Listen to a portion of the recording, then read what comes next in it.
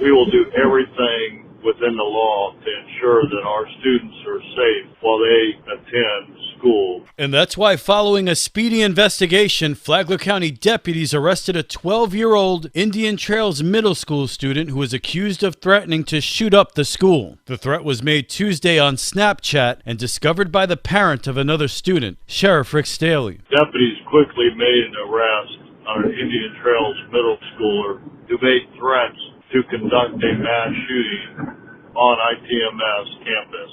Deputies quickly investigated it, verifying the information.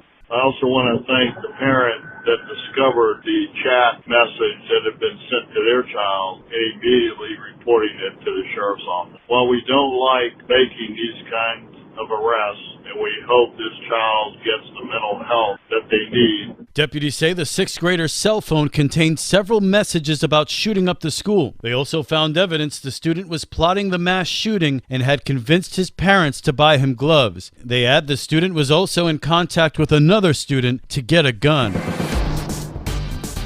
This local news is a service of Flagler County's Toyota dealer, Beaver Toyota, US 1 St. Augustine, here to wow you.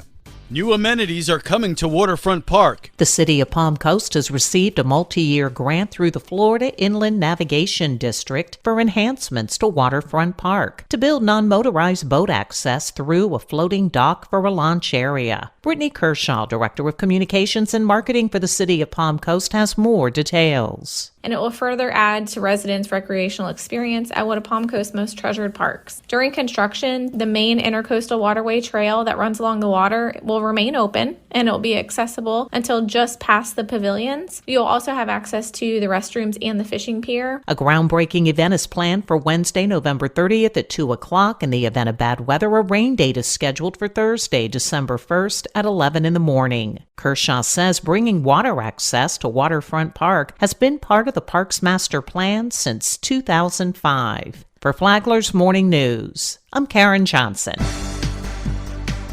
Leanne Pennington is the new face on the Flagler County Commission. For the last several months, people have come to me with all their issues, and I kind of felt helpless because I'm just a candidate at the time. But now I actually get to hopefully help them and work through all of their issues. The Republican beat out incumbent Joe Mullins in the primary and Jane Gentile-Yude in the general election after garnering 74% of the vote. She tells WNZF her focus will be on expanding broadband access in District 4. There's still a large swath of the West that doesn't have broadband, and we have children that go to school, they have no internet at home. So that has to be the priority. The county applies for grants, and we need to make sure that we stay on top of that. From the WNZF Newsroom, I'm Amy Cherry.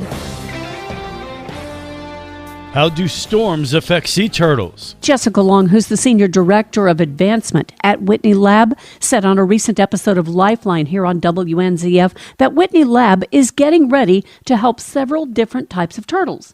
She said that cold, stunned turtles cannot handle the cold water temperatures.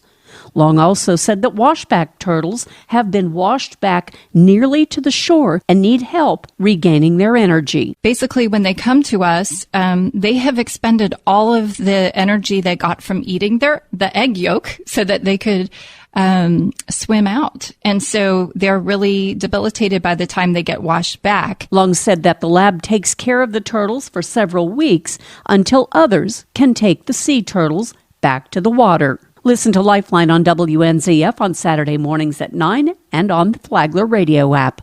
Tomorrow, the Sea Turtle Hospital expands. From the WNZF Newsroom, I'm Deb Albertson. And now you're up to date on Flagler's Morning News. I'm Rich Carroll.